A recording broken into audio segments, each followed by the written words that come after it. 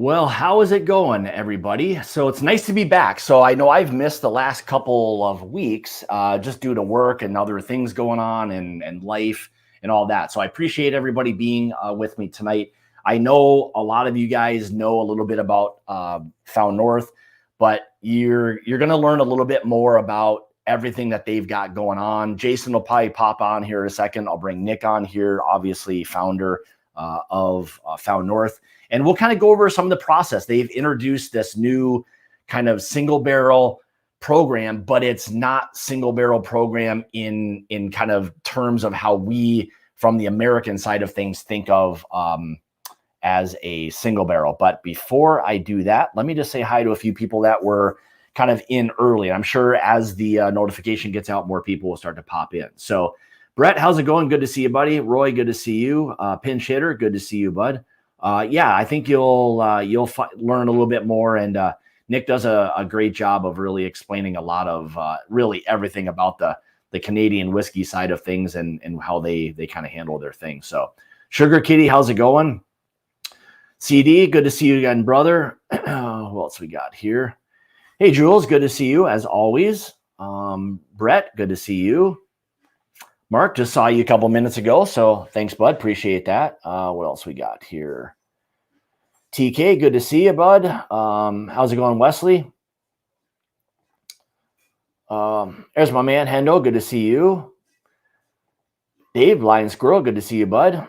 Dougie, good to see you. All right, so I'm sure we'll get how's it going, Dusty? Good to see you, brother. JG, my man, how's it going? How's it going, Dustin? Ben, Eric, good to see you. Thanks, guys.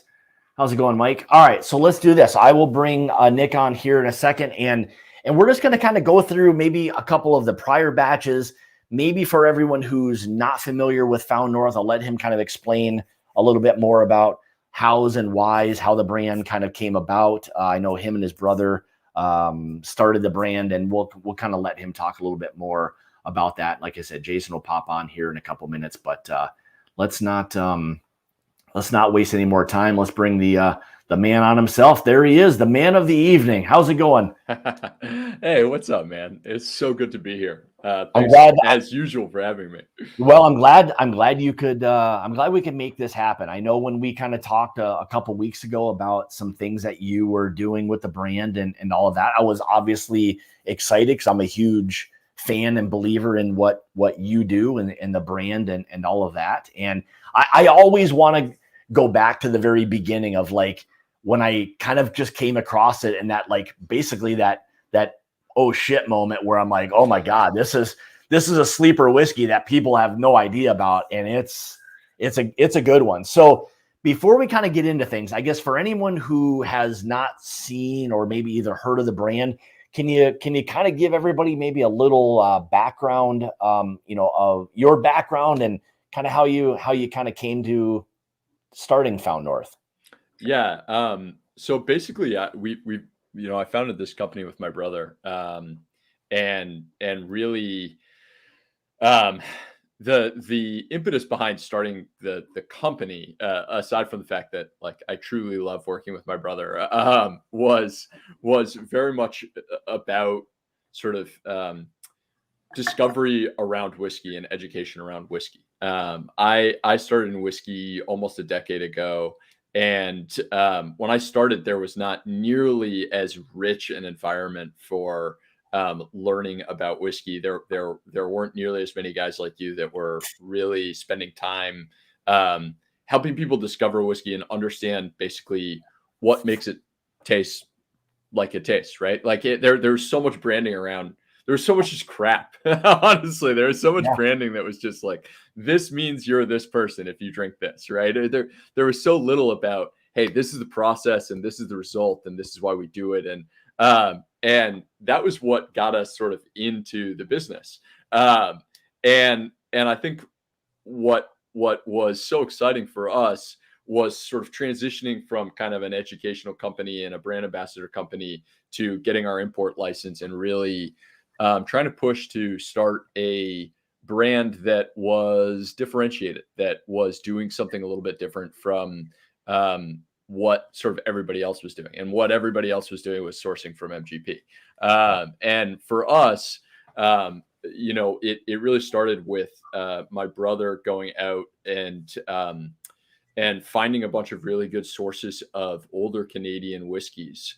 And as we started to really familiarize ourselves with the process, we discovered that there was a lot of whiskey out there that was Canadian, that was under American brands, that was pretty good and doing some interesting stuff. And then there was a ton of very successful Canadian whiskey that really didn't appeal to our palate.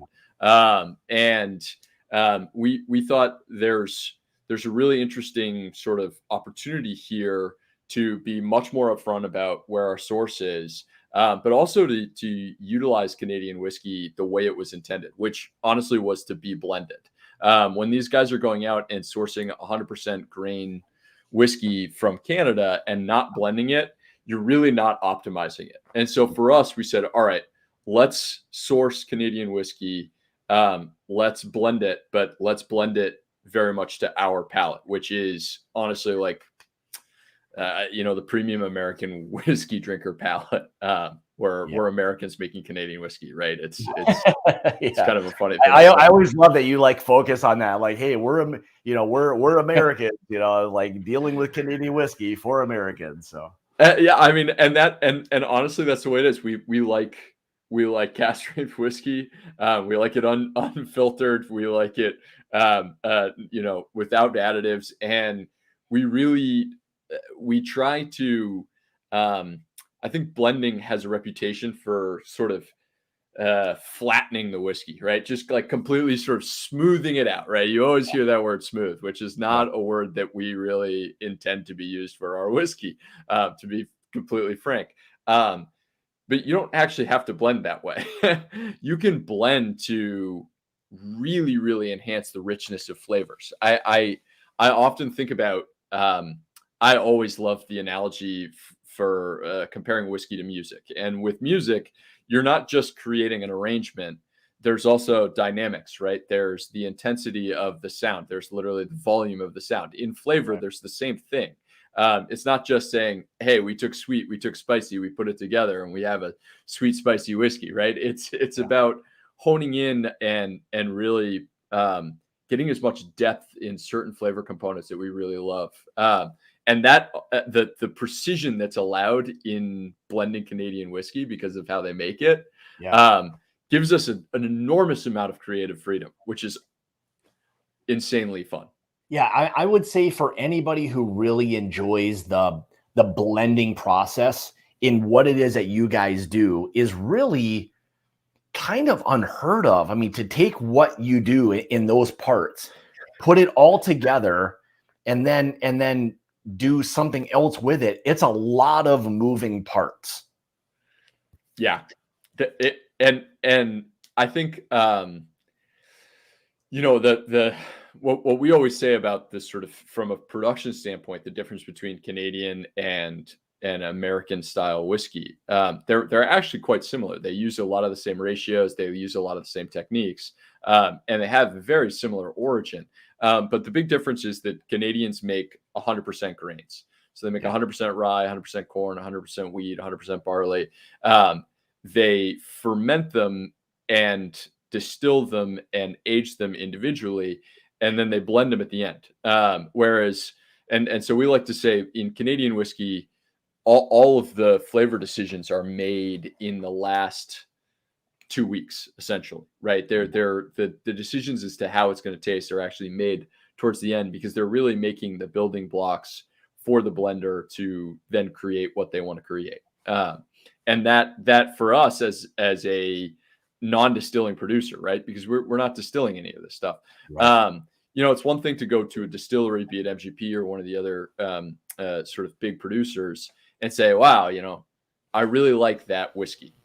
I want that whiskey. I'm going to create a brand around it. That is cool. And there's a place for that. And I love that. And a lot of people are doing it really well. But for us, we feel like being able to say, okay, we're going to buy this from here. We're going to buy this from here. We're going to take this type of whiskey, and then we're going to really fine tune it to sort of stretch some of the flavors and and really like stay within the realm of kind of the American whiskey palate, but push Yeah. the edges a little bit. So it's not just sort of smack dab in the middle, because that's really not what we're going for. Well, I mean, what you guys do and all that, Jay, you got a little bit of feedback. I have feedback. Yeah.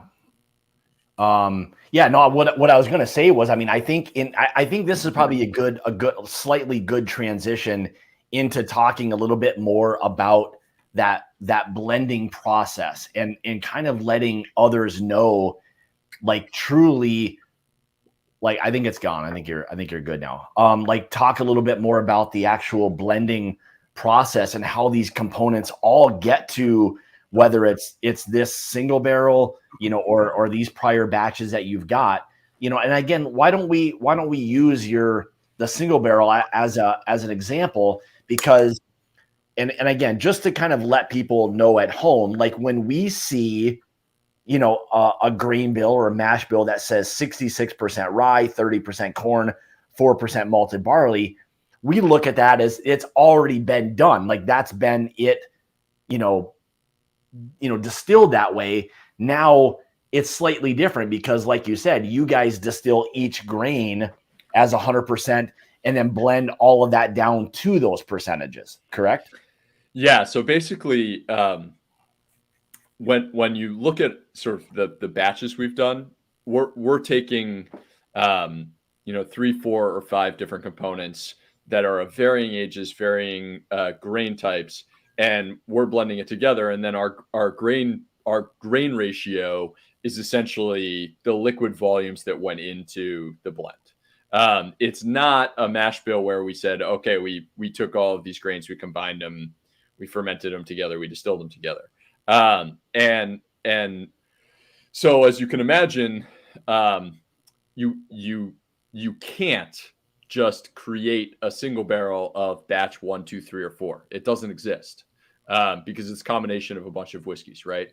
And so when we sort of started conceiving the idea of doing a single barrel program, that option of just saying, like, hey, this is,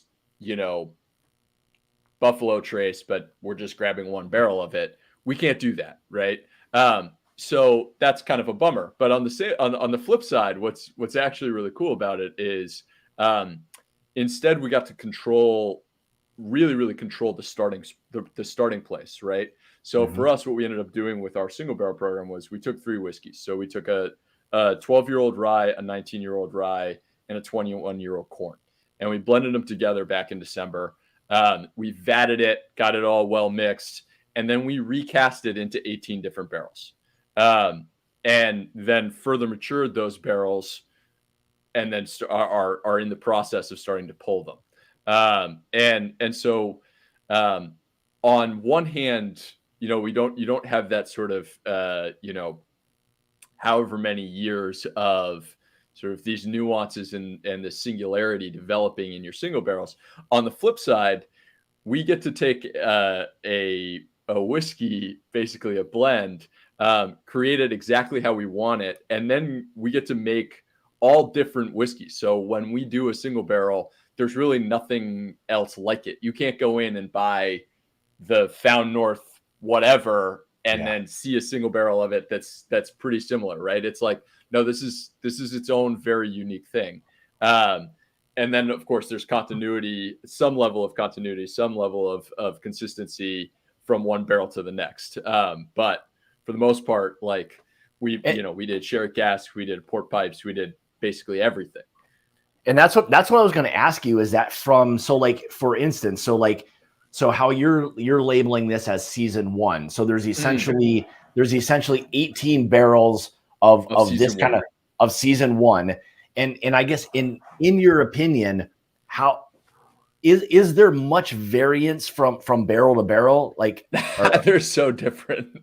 They are. Okay. That was interesting, because I was wondering, I'm like, are 18 barrels going to all be very similar, or will they be like different from the standpoint of like a traditional barrel pick like we do, where like the barrel right next to it can be completely different? So that's kind of interesting. No, they're I mean, as you can imagine, if you're doing a sherry butt and a Calvados cask, right? Like that's such different starting points from a wood maturation. And honestly, like one of the things that's really misunderstood in the whiskey industry is you're essentially when you do a recasking or further maturation, like we're doing it, you're either using a former barrel, a barrel that's basically had some previous spirit in it, in which case the previous spirit really matters,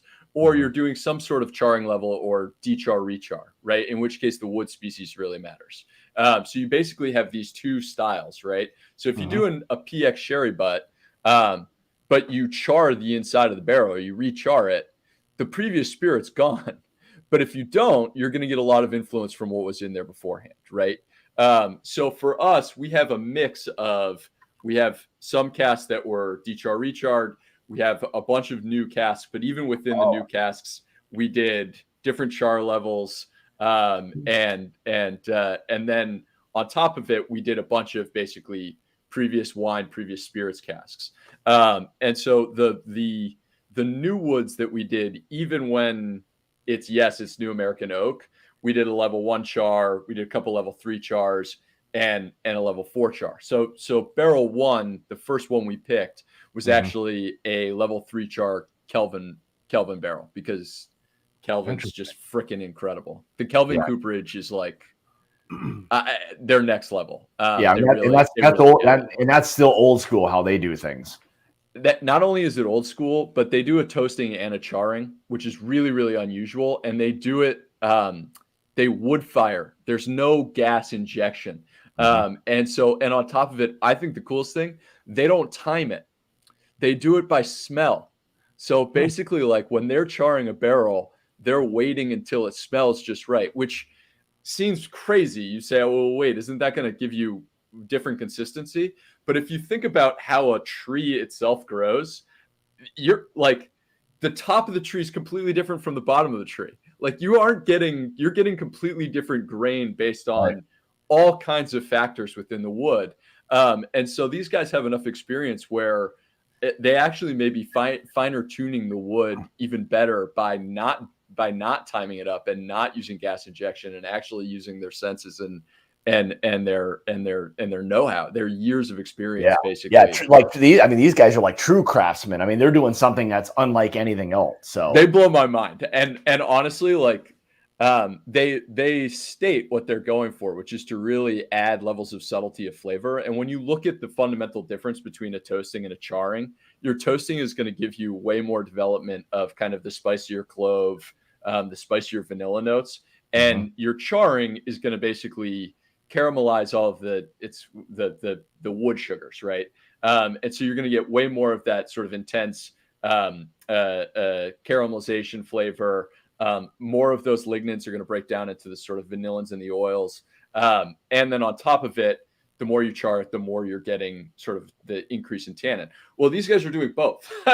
And so they're looking to develop nuance in their wood so that you can have nuance in your whiskey. And it comes through where even our even the handful of barrels that we did where it was the same char level, they've come out tasting quite different. Yeah, I think that's something that we noticed from Foregate, who works with Kelvin, and there's something about their whiskeys that just tastes a little bit. It's not just they're doing some multiple finishes, but I don't know. There's something about their whiskey that just comes across a little bit different. And I think it's those Kelvin barrels that they use. Honestly, if I'm buying new wood, like we're early in this process, right? We've purchased 18 barrels, something like that, 20 barrels at this point. So it's not like we've tested and looked under every rock. But they had a reputation and they live up to their reputation. I will say that. Nick, I hate to say it, and I know this might sound cliche, but I mean, I'm getting this pick that you sent, this season 1. I know it's like Canadian whiskey, but I get a lot of maple syrup. I'm just saying. I know. I know. And actually, I just to tease everybody, this is season 1 before it went into the barrel. Oh, okay. Into any of the barrels. And it's pretty cool to basically taste this and then subsequently taste the barrels, because when you're blending, you have incredible control, right? It's super, you can be really precise because you're saying, okay, I'm taking this flavor from this barrel, this flavor from this barrel, this flavor from this barrel. I'm putting it together, cut off the aging process, bottle it up. I know what it's going to taste like. But so much maple syrup I'm getting out. It's crazy. So do you? Yeah, I'm sorry. Do you consider this? Is this like qualify as like a toasted bourbon blend based on the process, or not really? I mean, it's technically, because you're rebarreling it in a new charred container, correct? Right. So we're rebarreling a blend into a new char container. You can almost say it's like toasted or double oaked. It's almost. I mean, you could definitely say it's double oaked. I guess you could definitely say it's double oaked. I you know, honestly, the fun thing for me about this whiskey is it's 70% rye, 30% corn. And that's by liquid. So there's a huge difference between by liquid and by grain, because you get so much sugar content in corn that when you do a mash bill, if it's 70-30 rye to corn, you're getting 50% of the alcohol from the corn. That's not the case with us because it's a liquid ratio. So this is a heavily rye whiskey, but you put it in that new Kelvin barrel and it reminds you so much of bourbon, right? And so it really, the way it drinks, you would, if you taste this blind, you think, wow, this is a really high rye bourbon. But then you're looking at the kind of the development and the nuance of the rye spice notes, and you get the maple syrup, and you get kind of the graham cracker and the clove and the cinnamon. For sure. And you're sitting there, you're going, shit, this got a lot of sort of really well developed rye character. And for us, using both 12-year-old and 19-year-old rye made a huge difference, because we basically have two ryes in there at different starting points and different levels of oxidation that are then getting the same wood treatment. And so it gives you a really, like, it is very much a bourbon drinker's rye, but it has the dynamism of a rye whiskey, which I think is really exciting. It's great. I mean, there's this really nice, in a very good way, like a toast or a slightly burnt toast aspect. There's a little bit of a char note, but here's one thing I would say. When I first tried this, what I thought was the new oak on this, I think did absolute wonders to the Canadian rye and the corn. Like, I think it really rounded that out, because you say a bourbon drinker's, whiskey, and it's exactly that American style, like, oak that we think of is a really nice influence on this. This is a crazy blend, because there's so much. Yeah, it's like all bourbon up front. I get maple syrup. There's almost like this bright, like, sweet cotton candy note. Marshmallow. Oh, maybe that's what that is. It's the toasted marshmallow. That toasting it. Yeah. Yeah, and then it just goes all like Scott said, it goes to like these deep, richer rye notes. Yeah. Which is crazy. You get more of the maple. Totally get the like this s'mores thing going on with the graham. Yeah, I was just gonna say, like, it's very s'moresy. It's very s'moresy. Yeah. So I think one of the things that I've always loved about whiskey is it's such a smell dominant experience, right? And your sense of smell, like, literally the brain cells that process smell are really close to your amygdala. So that's why smell has such a nostalgic feel to it. And when we made this, we had that moment of, like, you feel like you're having a s'more. You feel like you're at camp. Like, it is. And that kind of feeling was just, and that's also the exciting part about doing single barrel is, you're picking kind of a moment, right? Because you're hoping the whiskey's not going to get better, but you're also worried that it might get worse. And So so Nick, really, this is like a whole nother level of blending, because it's not Yeah. you're not meshing with mash bills like you said, and you're just gonna pick some ratios and you're gonna run them through and you're gonna mash them together and then distill it. This is a whole. Yeah. I mean, you could have any one of like a gazillion combinations with just the percentages. If you're just starting out with just the grain whiskeys, you just 100% rye, 100% corn, 100% barley, and you're trying to figure out different ways to blend those together. I mean, you must literally live in a lab at this point. my dining room table has 350 different barrel samples and whiskey samples on it right now. There you go. My wife is going to. That's where I want to live, right there.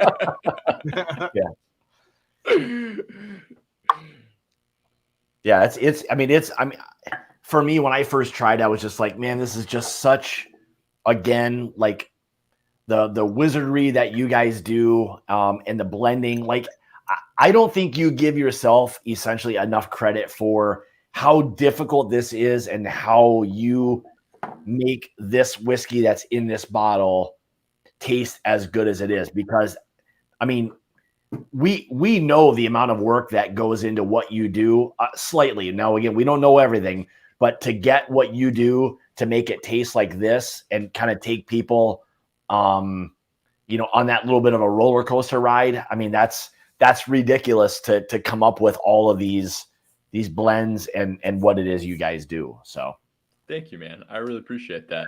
Yeah, that I think the blending process for us is like, all the time you get people like, oh, you drink whiskey for a living. All you do is drink whiskey all day. It's like it's a little trickier than you think. Like, it's really fun, but having 4 whiskeys before breakfast, lunch, and dinner is can get a little exhausting after doing it for 6 weeks. Hey, let me ask, Scott, if this was our pick, I'd name it sweet potato surprise.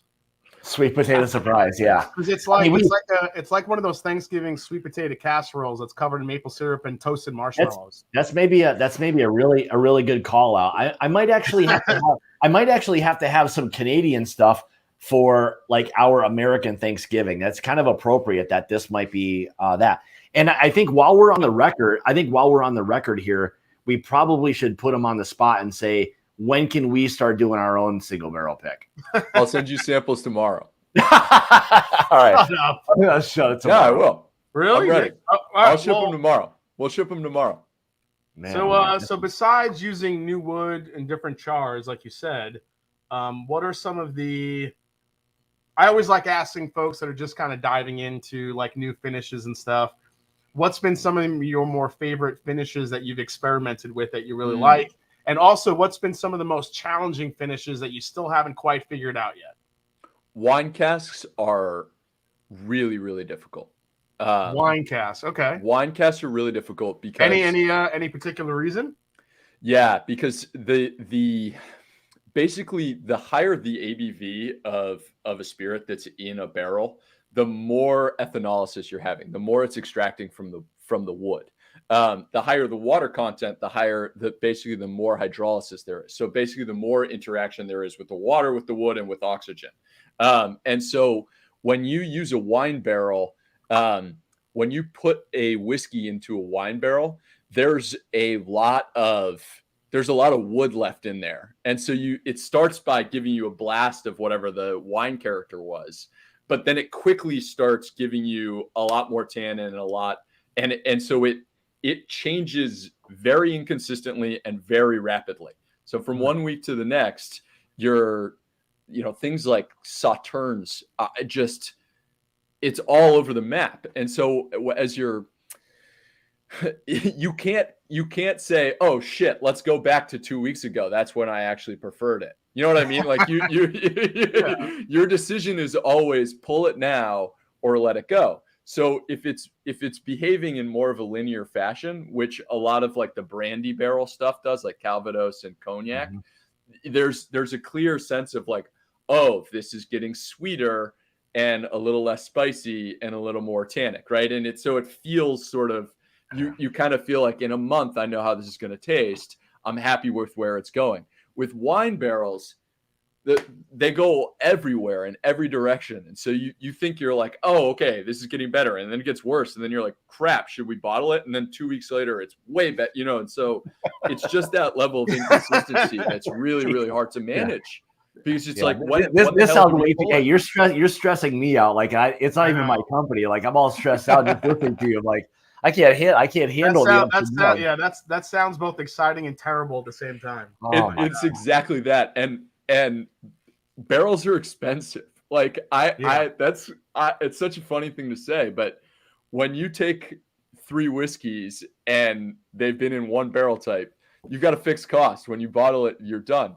You put something in a new barrel, you've added anywhere from $500, which is what barrels are going for right now, new oak, to $1,000 or more, but depending on what some of the sort of rarer stuff is.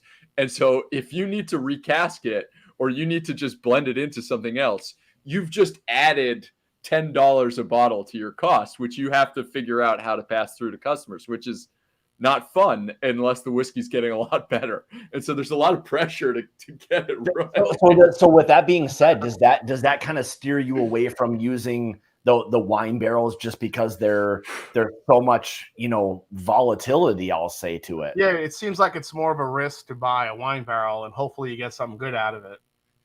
It's risk reward too, though, right? Because when you get it right. Yeah. It's you're right. I've had some Sauterne finished whiskeys that have just been, flat.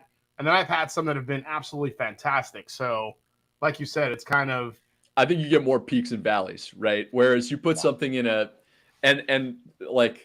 I think sherry is really predictable. So the stuff we put in sherry, it just, I don't know if it's simply because I've had so many damn sherried whiskeys over the course of my life. You know what I mean? Because it's such a popular and consistent barrel finishing type, particularly with guys like us who have Scotch background and other different whiskey types, not just American whiskey.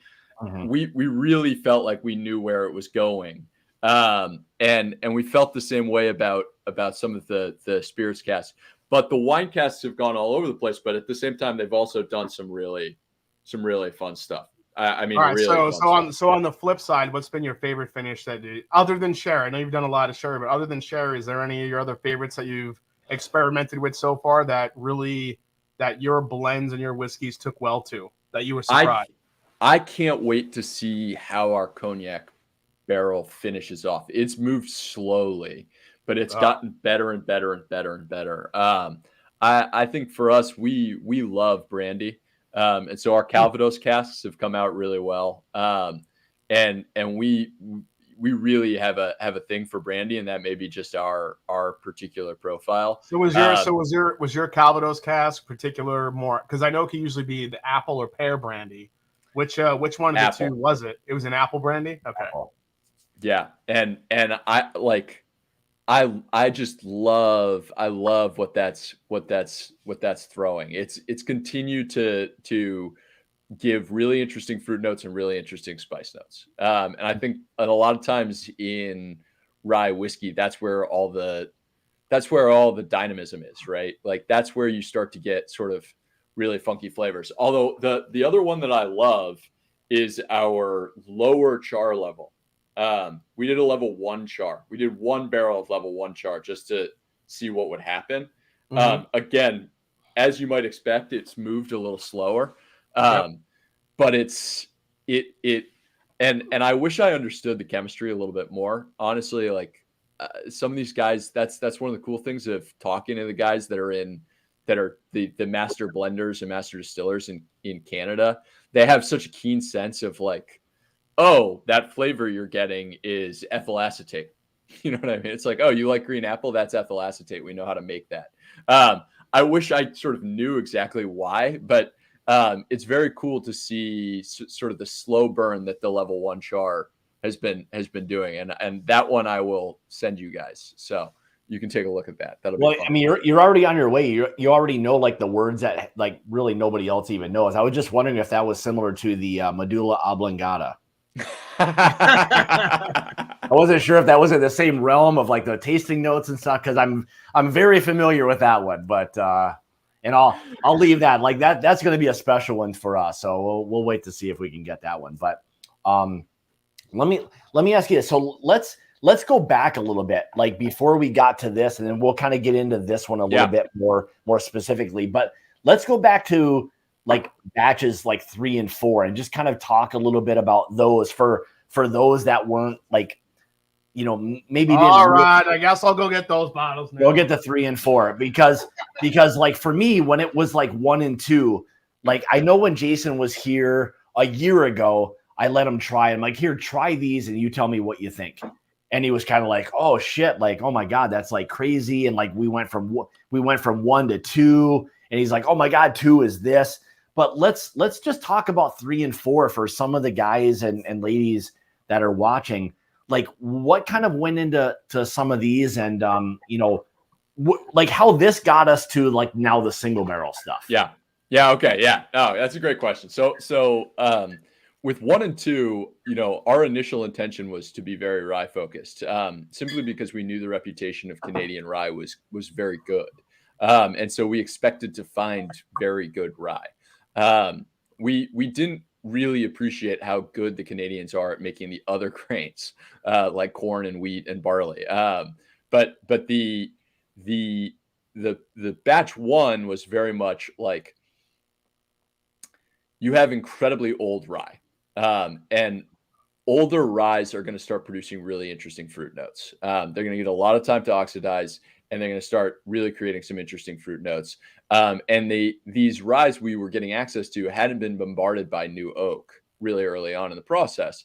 And so there was kind of a way of saying like, hey, let's take these sort of really interesting, rich spice and fruit notes, and let's build a whiskey around. And to round that out, we needed a corn component that was going to add oil, which ended up being such a good whiskey that we made it the foundation of batch 2.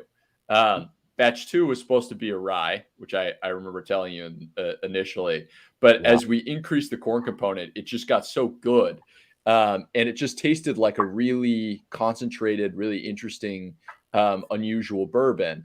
And that was when we started to realize, hey, you can not only make sort of American style rye with Canadian whiskey, but you can really make really make a bourbon-esque whiskey that has its own unique characteristics. And that became sort of batch 2. When we released batch 1 and 2, we got a lot of feedback, and a lot of positive feedback on batch 2, which we really weren't expecting. We just let me interrupt you real quick. Batch 2 for me is probably still one of my favorite whiskeys, like period. Like I told you a million times, batch 2, that's a badass whiskey, period. Thank you. And we were pumped about batch 2, but we just didn't understand that we were hoping that there would be more exploration outside of sort of the standard categories, right? Because it's really, we call it a cask strength whiskey, right? It's really not a very easily categorizable whiskey. So when we went to make the next batches, we made batch 3 as kind of a sequel to batch 1, and batch 4 as kind of a sequel to batch 2. And what we wanted to do with batch 4 was to really sort of stretch out the flavors, and take batch 2 and make it a little bit of a lengthier whiskey, because batch 2 hits hard and fast. But batch 4 is just much more of just it has so much finish, and it really is, and really we just took advantage of being able to use a 25-year-old corn component that was aged in Hungarian oak. Hungarian oak is a theme in our whiskey. You'll notice it in 3 out of our 4 batches. Hungarian oak tends to be tighter grained, but have a ton of wood sugar. So it doesn't get quite as tannic, but it throws a lot of that caramelized sugar, a lot of that sort of maple syrup note that we really like. Batch 3, we were trying to move a little bit away from the really over rich spice of batch 1 and just give it more bright fruit notes. Batch three is I think the most different whiskey we've made in terms of there's really not many whiskeys that taste like it, which I think has made it for like it's whenever we pour the whiskeys for bartenders, it's always the bartender's favorite whiskey, which is such a funny thing. And I think it's because they're always looking for differentiated flavors. But batch 4 was the big crowd pleaser, and it won best Canadian whiskey at John Barleycorn, and has done really well. Yeah, it's delicious. Like for me, in terms of my profile, like 2 and 4 are like what I gravitate towards. But like now, just even shifting over to like the single barrel part, like you can see the oak really starting to take over, like in terms of not only the flavor, but adding to that richness and the overall characteristic. Like it is really rounding these whiskeys out in a very, very good way. So I just poured Found North 3, which is, no, I know does this contain Hungarian oak, Nick? Yes. Okay, yeah, it's a completely different profile. This is 64 rye, 32 corn, 4 barley. The pick that I have is 66 rye, 30 corn, 4 barley. I poured them just to go head to head just to see the differences, and holy hell, when you go back and forth between these two, the single barrel is so ridiculously marshmallow, it's insane. Yeah. It's so marshmallow. It's marshmallow. It is very, I mean, I would say this, like you've said before, I mean, it is very geared towards the American palate, like from the standpoint of like bourbon drinkers or somebody who like really enjoys a high rye bourbon. I mean, you're not going to be disappointed because this stuff has got, I mean, I don't know what kind of like wizardry shit you guys do, because it is like, it's ridiculous how complex this is. And I'm just like at a loss for words to try to like figure out, like, because it's so different and unique, but in a very, very good way. Go ahead. I concur with Scott. I think these picks are definitely where I think these could be outliers, you know, especially compared to what's available in American whiskey today. Because, you know, I've had folks, you know, try these, and because my other bottles are gone, actually, so these are the only 2 I have left. But the you know, folks try them, and you know, like on one hand they're like, wow, this is really different, this is really unique, I'm not sure if I've ever had anything like this before, and it's all in like a good way. I've maybe had a couple of folks say like, oh, this is like kind of weird and off profile, I'm not sure if I like it quite yet. And maybe it is that Hungarian oak because it is so different.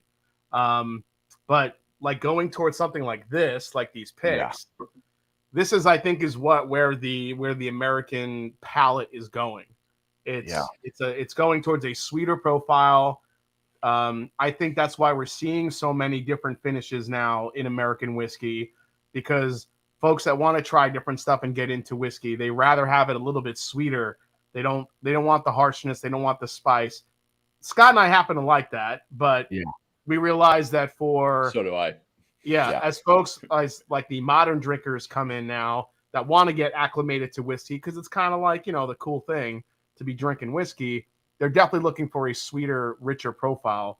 And I think, you know, you nailed it with this one. I mean, it's like a bag of Stay Puft. I mean, you guys are all over it, and I think for us, you've nailed our intention as well. Particularly with this first release, we understand that for a lot of people, like, look, the batches have been a couple thousand bottles, right? So it's not like tens of thousands of people have tried our whiskey yet. For a lot of people, this may be the first Found North that they have. And so as we've been continuing forward with how we're tweaking the profile and experimenting the profile, particularly with our direct to consumer release, which is this one. So this won't be sold in stores. So literally the only way you can get this is if you're on our mailing list on our website. You get on our mailing list, you'll get the email, you'll get the first opportunity to buy it. And it will sell out because there's, 200 bottles and 2,500 people. It's not gonna last long. But for us, what we really wanted to do with this was we wanted to give people the opportunity to have that profile, that spice plus the sweet. But at the same time, we wanted to make available, like, some of the other cast finishes are not new wood, right? It's not new American oak, which is a little bit more sort of down the middle of what people like. If you're having the, a wine barrel finish or one of the brandy barrels or something like that, you actually are going to get a lot of differentiation. It's not going to taste like this. I promise you that. You'll see. I'll send you the samples. So you're going to go, holy shit.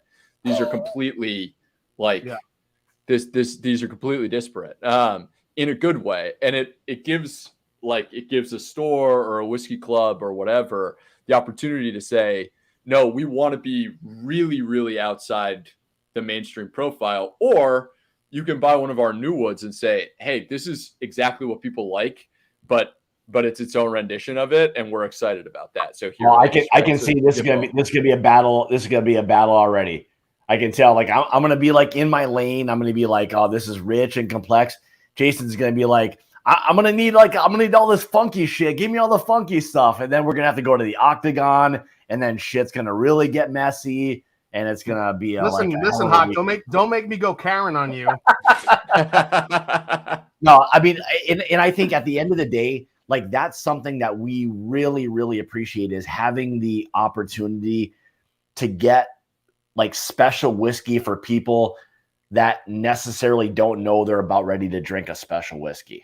And that's always been like my, thing to you, is that, like, this is still the whiskey that not enough people know about. It just is. And it's what you're doing now. And like what this is a whole other level. Like, I love the fact that you guys have gone in this direction, and this is just another kind of little bonus that you're adding to kind of the portfolio. So. I think it's different. I think it's different too. It's different too, because not just, I mean, these blends in particular, if no one has gotten to try them,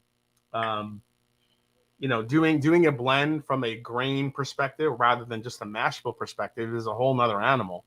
Then you're using some different oaks. You obviously are using some very high age whiskey, which is always nice, which people love, because that they feel like they're getting more for their money for the price if you have some good age on it. And incorporating some of that in the single barrel picks, making it a little bit more accessible. Yeah. Homer. And I don't know if you guys noticed, but it's basically in a Stag Junior bottle, so it's already worth like $600. Yeah. That's what when I first saw it, like, the shape of the bottle. I mean, the only thing that like threw me off was the fact that there's a map and stuff all over, so I knew exactly who it was from. But I'm like, Jesus Christ! I'm like, Nick just sent us Stag Junior. I'm like, that was really nice of him. Yeah. No. I'm really excited for people who get enough into the single barrel program where they'll buy the barrel one, the one we do, and then they'll buy whatever funky finish you guys decide on, and you get to see you'll see the side by sides are really cool, because you're like, oh, okay, that little bit of citrus, that little bit of clove that I'm getting, that actually is coming from the original blend, because I'm getting it in both. I'm getting it in every single one of these whiskeys, but this is the direction that it went versus this direction, right? And I think that aspect of it is going to be really fun. I think you guys are going to get a kick out of it. So will season one not all be the same, is what you're saying? So season one will be, or like the different seasons, there'll be different, like season 2, which we're working on right now, obviously, because like you have to, is going to be a corn dominant blend. It will be completely different from season 1. So it'll be a corn dominant blend that then goes into a bunch of different casks again. And then season 3 could be a rye, it could be a corn, it could be anything. And it'll be different aged whiskeys every time. Basically the only continuity that we'll have is within the season. From season to season, it will be a whole new batch of whiskeys, which I think just, I don't know. I find that to be more exciting than recreating the same thing over and over again. I feel like Jason, like right now, I just want to keep pouring this stuff because I just want to keep drinking it, which is I just keep going back to it because there's just some just for folks in the chat. I don't know if we said this yet. It's 109.4 proof, 66 rye, 30% corn, 4 barley. There's a very interesting viscosity to it. I don't know what else to say besides how marshmallowy maple is it is on the front of the palate, but then it's almost like a tale of two whiskeys. On the back end, all the rye notes come to the forefront. Yeah. It's an absolutely beautiful whiskey from the standpoint of like being able to nose it and taste it and like kind of take your time. Like as dramatic as that was to say that, like again, it's a spirit and it's meant to be, consumed, but it's one of those things where you almost just want to take your time with it because it's going to develop, it's going to like give you something a little bit different, each time you nose it and taste it. And it's like, I mean, they're just something that's just really kind of special about this whiskey. So Nick, what are your plans to kind of expand the single barrel program for yourselves, just to kind of get because you could argue that Found North is still they can't argue it. It's We're true. Nascent. It is a new brand. Yeah. It's still a pretty new brand that folks are still maybe discovering at this point, especially in the American whiskey world. It's not really, whenever you hear folks say, like I say, hey, I've tried Found North, usually like, what the hell is that? So does this kind of get into your long-term plans to get Found North a little bit more out there on the map for you guys? Yeah. I mean, honestly, I think for me, I've done, I started in whiskey retail, and picking barrels was like the most exciting thing to do as a retailer, right? It was like you go down to Kentucky, you go to Four Roses, you go to Wild Turkey, you buy barrels, you feel this ownership over it. And that's really exciting. But what's even more exciting around that is the people who subscribe to you, whether your regular customers, whatever it is, they also start feeling a sense of ownership, because there's that discovery aspect that, like, I know the guys who picked this barrel, or I was part of the process for picking this barrel. And for us, these are not particularly easy whiskeys. This is not going and buying like a 90 proof, bunny bourbon that's just smooth sailing, right? Like, these are dynamic, cast strength. There's a lot going on in here. And so for us, we feel like the people who are going to love Found North are going to be the people who want to be a part of a barrel picking process and are paying attention to, My Bourbon Journey, Mash and Drum. These are the guys who are really the folks who are just really, really serious about whiskey. And so our feeling was, as we send these single barrels out, and the influencers and the retailers that are very interested in cultivating their consumer sort of understanding of whiskey, they're going to love digging into these. That's going to be very helpful for people to say, wait a second, I know these guys, I love these guys, they picked this. I'm excited to see more from this brand. So we think of, I say it all the time, the single barrels for us are little brand ambassadors in a bottle. You know what I mean?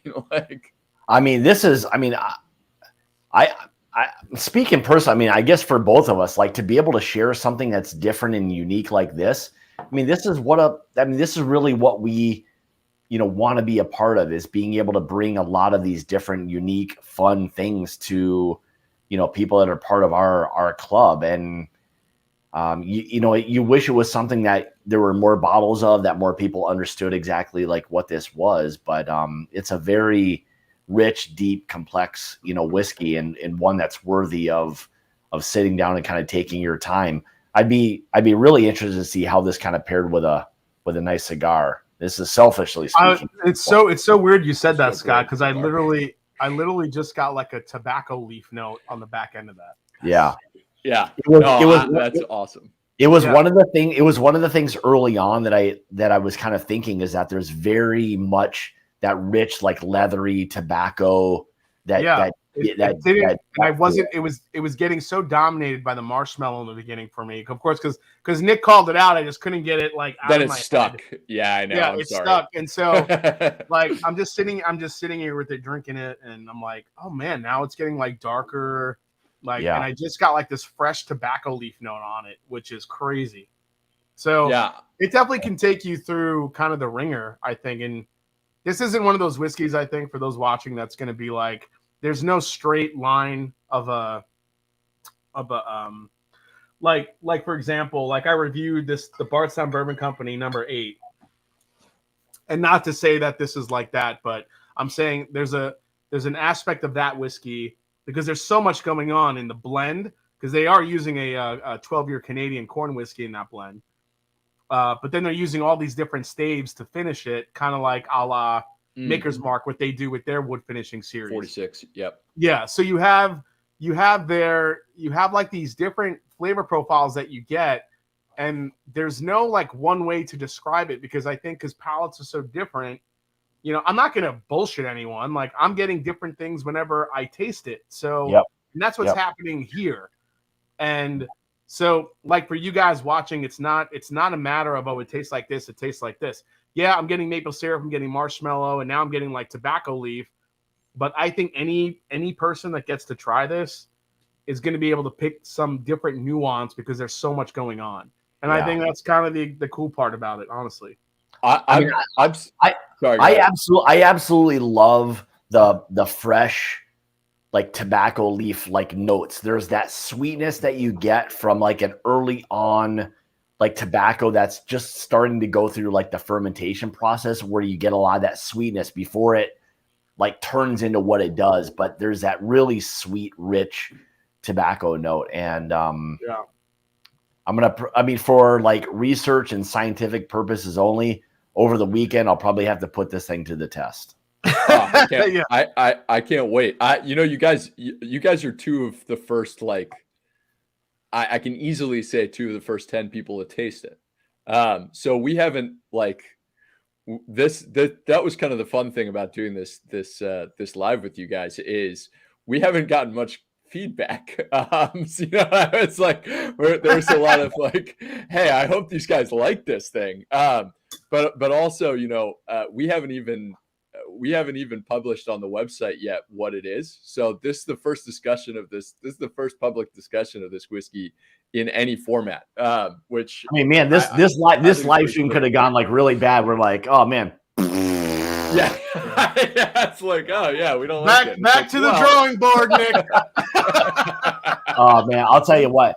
I mean, I think just giving somebody who's, like, I'll say still relatively, into whiskeys and has like tried a lot of different things, I think this would be a great whiskey to give somebody, and like, hey, take your time with it and you tell me what you think. Like, what do you get from this? This would be a fun thing to like watch someone kind of describe, to be honest. I'll tell you what, though, if you sent this like to someone in a blind, you could really screw with them, because there's just so many different flavors. You could, like, somebody would probably say it could be like a toasted product because of all the marshmallow and the graham cracker.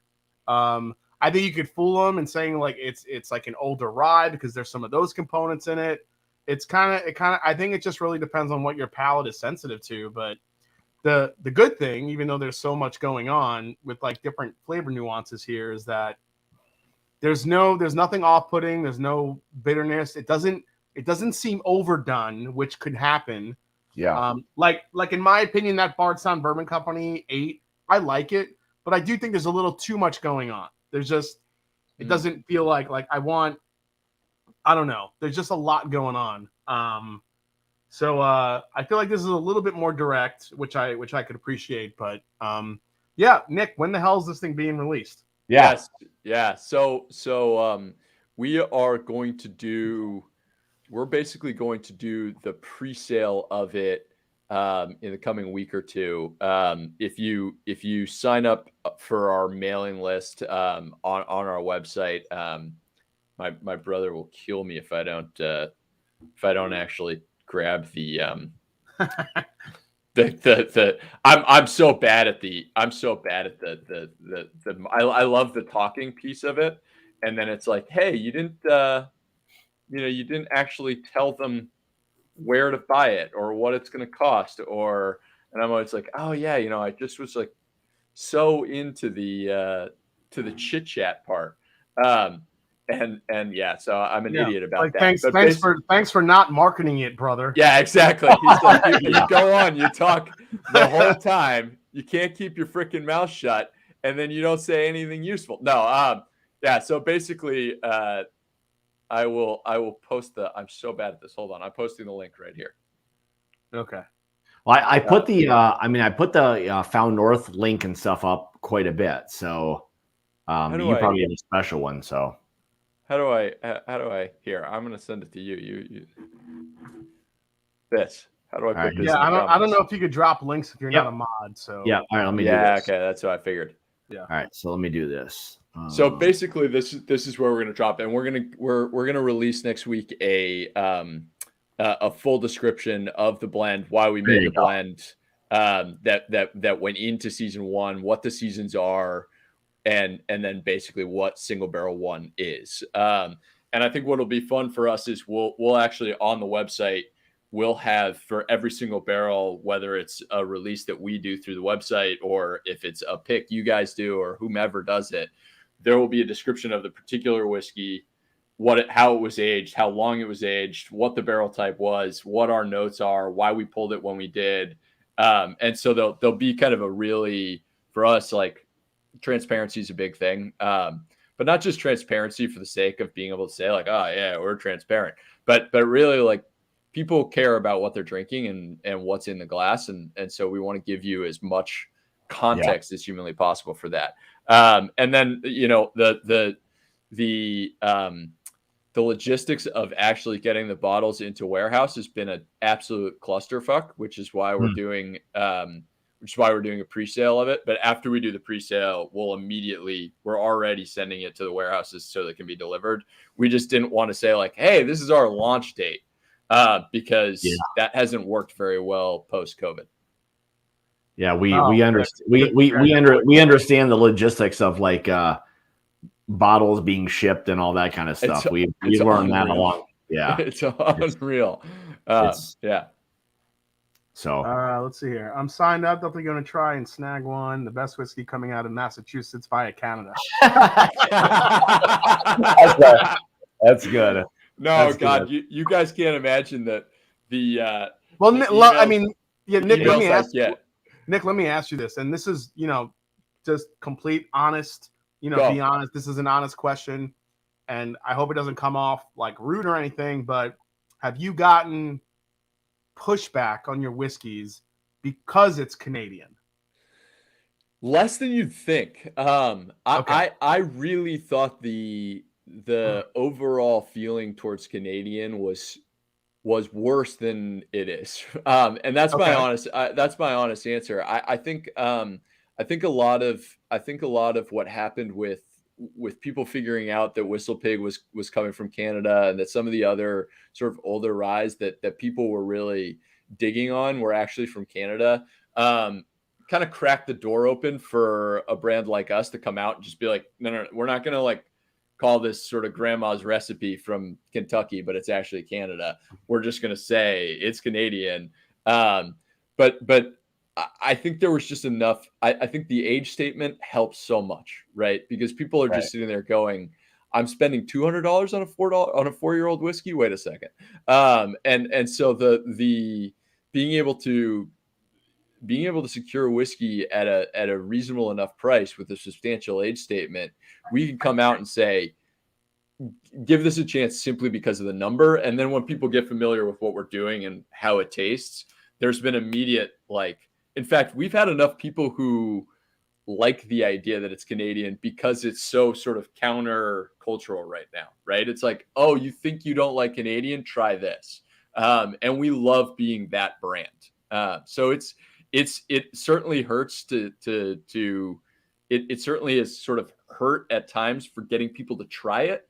But on the flip side, once people try it, they're so excited to have something that's really differentiated and that they've found that was part of the reason we called it Found North. I'm glad you said that, because I feel like that was kind of like the big misnomer about Canadian whiskey, where it's, it's like, has Found North not taken off yet because the shit is so good? Has it not taken off because it is Canadian, or because people just aren't really willing to try it? Because once they try it, it's like, holy shit, like, what is this?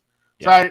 So I meant to ask you that tonight, just because it was something in the back of my mind, to see if it was anything you were experiencing. But I think what I thought is what you said. Basically, yeah, there's probably some trepidation there, but at the same time, once they taste it, they're like, okay, yeah, Canadian could be pretty damn good. Yeah. I mean, I think that's pretty. Yeah, I mean, I think that's pretty much how it's been going. And honestly, like, what are we? We're 16 months in. You know what I mean? It's like we're and on top of it, the release schedule has been stalled so much. We have the single barrels coming out, but we've got 5 and 6 coming out. We've got other things coming out, and everything's been pushed back. And I think for us, there was a lot of there's not just the initial trepidation, but there's also the attitude of like, okay, they did it once, can they do it again? You know what I mean? And that doesn't happen in other categories because people trust the category. They hit it once and people are like, I can't wait to see what else these guys do.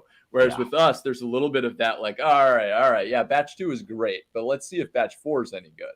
And then batch 4 turns out to nail it. And it's like, okay, let's go.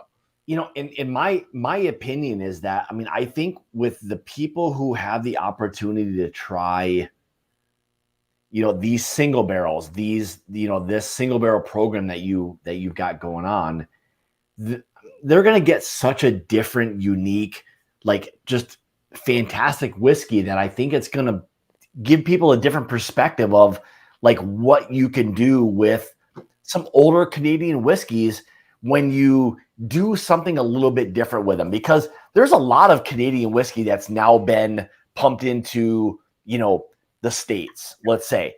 And the kind of the downside is with them is that not many people are doing a lot with them. They're just giving you a 16-year or a 20-year Canadian whiskey, and they're not doing anything.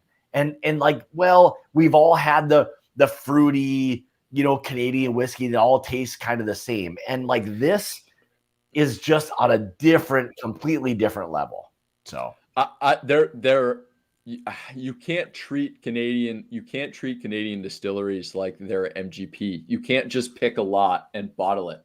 It's not made to be a ready to drink whiskey right out of the first lot, right? It actually needs to be blended. It is designed to be blended.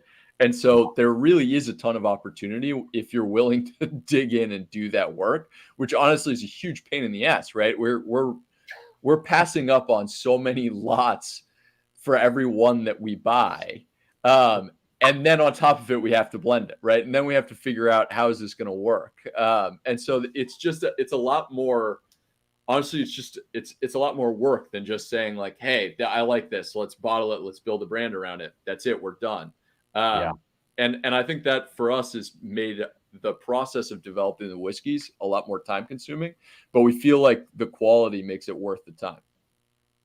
Well, this will be a lot of fun to, I mean, for us, I guess, personally and like selfishly, to be able to give, a lot of people or some people a whiskey that unfortunately a lot of people aren't going to have the opportunity to maybe get. So to be able to do something fun and different and unique and share this with someone, it's a pretty fun thing. So.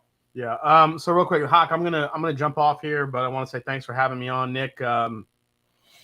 Congrats on this. I cannot wait to see with the next iteration, and very, like Scott said, very selfishly, I can't wait to see what samples you send us of whatever the hell you can send us.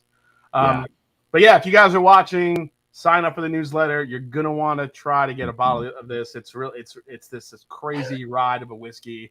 So yeah. Thanks, Nick, for the insight and the education. And thank you. Oh man, Yeah, thank you. it'll, Thanks for it'll be jumping on. awesome. Yeah, thanks for coming on tonight. We'll see you, bud. Cheers, man. All right, so it would the final two. So, I mean, I'll say this. Like, I mean, I think this is one of those whiskeys that for a lot of people who are not familiar with, I hate to even say it like Canadian whiskey, because this is beyond that from the standpoint of you're doing more with it, period. And like what you're getting out of this is different than I would say what anybody else is doing with Canadian whiskey in the States, period. So because to go from even batch 4 or even batch 2, which I probably could grab, I've got a little bit left, but the difference is, and I'm super excited for you guys to be introducing this, and rightfully so, because it's a pretty darn special whiskey. You guys should be very proud of this. So thank you, man. Yeah. Thank you. Yeah, I'm really excited about it, and it's really a ton of fun. Oh man, thanks, Rob. It is really it's really fun to get on a live stream that I don't know, has the audience that's excited about stuff like this, because that's been one of the interesting aspects of this is like a lot of times the reviewer of a new whiskey like ours is going to feel like they're going out on a limb, and they're not sure, okay, if I endorse this, it's Canadian, right?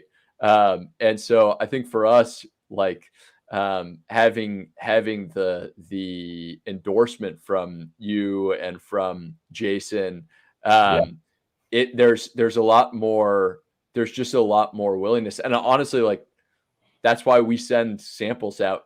You know what I mean? It's like, hey, no. We want guys like you to give this a try, because we do think you'll like it. And then, Yeah. So I mean, I mean, like I said before, I mean, I can't wait to be able to get like this stuff out to, to our group. Like, I think they're going to appreciate this. And the more we're able to talk about it and share like our experiences with it, it just kind of adds more, focus to your brand, and rightfully so. I mean, it's a great, not every great whiskey has to be an American whiskey. Like, that's one thing I've realized, is that with so many different whiskeys, if they're done right, like this, I mean, it'll take you on this crazy roller coaster of an experience. And that's the best part of a whiskey. I mean, just drinking it and having it and tasting it, that's great. We all have those whiskeys, but to have one that you kind of, want to take your time with, and you realize that there's something a little bit about this thing that's kind of special. Dude, I'm telling you, like, this is a badass whiskey right here, period. I appreciate that. I love that. For us, like taking the time with it is really something that we really care about. So basically, like when you blend, one of the fun things about blending the whiskey is you get to control a lot of the secondary and the tertiary flavors, right? Yep.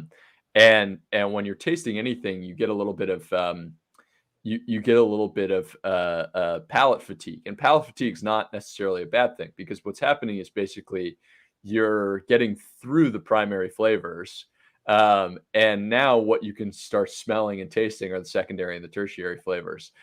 So if they're all kind of the same thing, the whiskey starts to go flat. So when we're blending, what we really want is, we want you to finish the whiskey and go, damn it, I need to pour it again. That's exactly what I was doing before. This thing just makes you want to keep pouring it, but you want to see what else is in there. What else is in the bottle? I have to work tomorrow, so I won't be able to do that. But here's what I'll say. I think when I go to Kentucky on Thursday and Friday, I'm going to bring this with me, and I'm going to share this. I'm going to share this with some of the guys, and some of the people I'm going to be with are very experienced whiskey drinkers. And I'm going to say, you know what, guys, try this. You tell me what you think, and just give me your thoughts on this. And I'll be very interested, because this is a palate challenger. period. Like, it is a really fun whiskey to be able to explore, sip on, and just kind of see what people think. So hopefully the guys that are watching now aren't in here. They're going to know exactly what it was, but I don't think they are. So this will be a little bit of a surprise to them. So, but absolutely fantastic whiskey. I mean, if this is the benchmark, man, I'll tell you, you keep starting out like very high. Like your scale is like, when you start out very high, I mean, you can only go a lot of time. You can only go so damn high, but man, you guys, your benchmark is absolutely ridiculous. We're excited for the next seasons, because we there was a bit of a shotgun feel of this, right? Where it was like, all right, let's put it in this barrel, this barrel, this barrel, this barrel, this barrel. Let's see what happens. Let's monitor it closely. Let's make educated guesses as to when, because you're guessing when the right time to pull the barrel is, period. Yeah. Because you really don't know what it's going to continue to do. And there's no going back, right? So you really, it's just like, it's such an interesting part of the process is being like, is this where we want it to be? Is it a moment when we want to bottle it? And now having sort of a liquid library, even as we are changing what the initial blend will be, what the initial season will be, we'll have more experience as to what to put it in and where it's going to go, where that roller coaster is going to take us. And I cannot wait to basically just do it again. This has got to be the best part of being able to create like these blends and all these different things. I mean, you're talking about like this and having something sherry finished or, brandy finished and all these different things. The nice part is it allows you to always have something that's different, and then going on to another batch 2 or 3. You're not always having to worry about being the same over and over. Like, I think you take pride in it being slightly different than prior batches or releases. So absolutely. Yeah, fantastic. So all right, let me post in here one more time, and then I'll tell you what, guys, like, if you're able to get season 1, and then for hopefully, I mean, I can't wait to like get into some of tasting these samples and trying to figure out what we can bring to the club, because what you guys are gonna get is gonna be absolutely amazing. We're definitely not gonna compromise whatever it is that he sends us. We're gonna pick the best of whatever that is. So it'll be something damn good. That's for sure. So yeah, good. Sorry, I was gonna say, I think the fun thing for you is gonna be, we picked this barrel because we loved the barrel for sure, but we also picked this barrel very intentionally because we wanted to say, like, this is what season 1 can be, and it can go in any direction from there. So I absolutely feel like the quality of the samples we're sending you are high, and it's really a matter of like, how far outside of the sort of center do you want to get? How much do you want to sort of start tipping the scale into the esoteric? Because we have everything from new wood, which is very familiar and people know what to expect. And this is, a dynamic whiskey, but then on top of it, we can go into some funky places. So I'll be excited. You know us. I mean, I'll say you hit us with your best shot, and like, that's what we'll take. I mean, we're gonna dive into these things. That's the one fun process that we do, is that we try to, kind of take our time and not rush through this. So whatever it is that you give us, we know it's going to be good. We know it's going to be fun, unique, different, all of that. And that's the best part of exploring these kinds of whiskeys, is just trying something that's different and unique. And really the best part is being able to share that with others that would maybe not have an opportunity to try it. Maybe they don't know about it or whatever it may be. And they rely on us to give them good whiskey. And that's the exciting part for us to do. So we appreciate everything. So, all right, let me drop this one more time in the chat. And this is going to be for the season 1 So basically Barrel what one. we're sipping, yeah, barrel one. So that what we're sipping on now, and roughly about how many bottles are we talking with this? We'll see what the actual yield is. We're selfish about storing a couple cases away for ourselves. Yep. But we should get at least 180 or 200 bottles. I Okay. mean, at least. right. The really nice thing about doing a blend and then recasking it is you get a full barrel, right? We don't have this has got 19 and 21-year-old whiskey in it, but it doesn't have 19 and 21 years worth of angel share. Right.